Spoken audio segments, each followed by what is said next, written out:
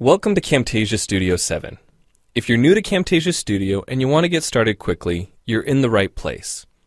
We encourage you to watch this 5-minute video to learn the basics of using the editor, including how to navigate the timeline, make some basic edits, and add special effects. The preview window is where you see the video during playback. The playback controls are located under the preview window. In fact, the video you're watching in the preview window is a sample project playing directly from the timeline you see below. After you watch this video, we hope you take some time to practice what you've learned using the content on the timeline. So let's start with the timeline. This is where you assemble and edit your videos. At the top of the timeline, tick marks represent time in terms of minutes and seconds. When building a video, you'll work in a horizontal manner, beginning from the left and moving sequentially through time towards the right. To make precise cuts and selection, use the zoom slider to magnify the view of the timeline.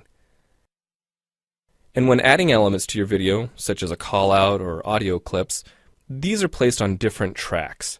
Tracks are created automatically, when you need them, when elements are added to the timeline. So depending on your video, you may be working with several tracks at one time. To change the position of an element on the timeline, just drag it. To change the length of an element, drag the edges in either direction. An important part of the timeline is the playhead. The playhead moves the timeline and indicates the current frame displayed in the preview window. To view your video, click play in the preview window. Notice how the video and the timeline's playhead stay in sync? Click anywhere on the timeline and the playhead moves to that point. The green section of the playhead is called the in point. Click and drag the in point to make the beginning of a selection. The red section of the playhead is called the out point. Just click and drag the out point to make the end of a selection. To bring the sections of the playhead back together, double-click the gray playhead. To split a video clip, position the playhead at the desired location and click the split button. And if you want to remove a portion of your video, make a selection with the in and out points, then click the cut button. If you make a mistake while editing, click the undo button. Next, we'll look at the clip bin and the library. The clip bin holds recordings, audio files, images, and title slides being used in the project you're currently working on. Then there's the library. It stores video clips, intros, callouts, title slides, and other elements that you want to use from project to project. The library is also pre-populated with professional animations, music, sound effects, and other content you can use in your video for free. To add your own clips or video sequences to the library, make a selection on the timeline, right-click, and choose Add to Library.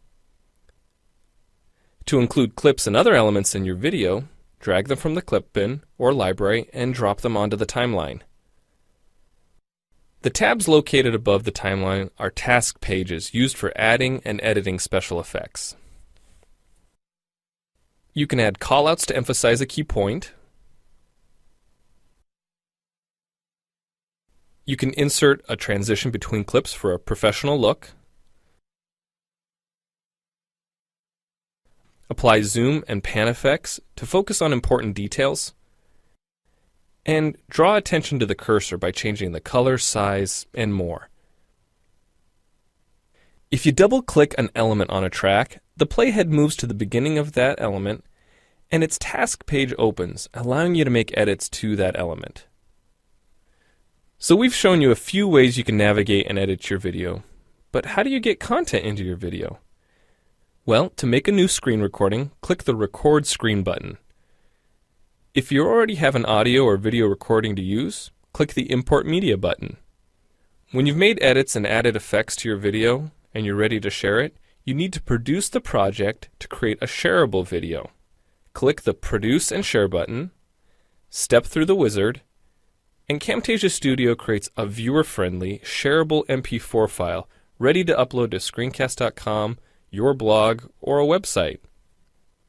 Well, it's time for you to try Camtasia Studio out for yourself using the content on the timeline.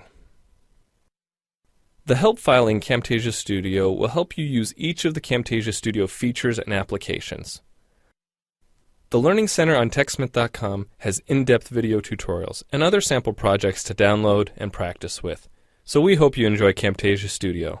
And happy screencasting!